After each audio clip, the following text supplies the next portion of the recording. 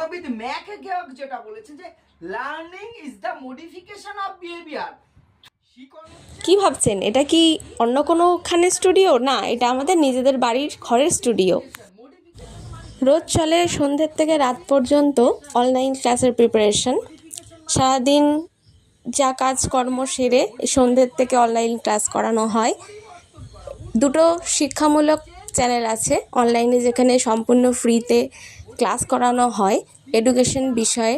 এই যে শিক্ষক নিয়োগ যে পরীক্ষাগুলো হচ্ছে SLST এডুকেশন সাবজেক্টের ওপর, সম্পূর্ণ ফ্রিতে এই চ্যানেলে অনলাইন ক্লাস প্রিপারেশন করে দেওয়া হয়।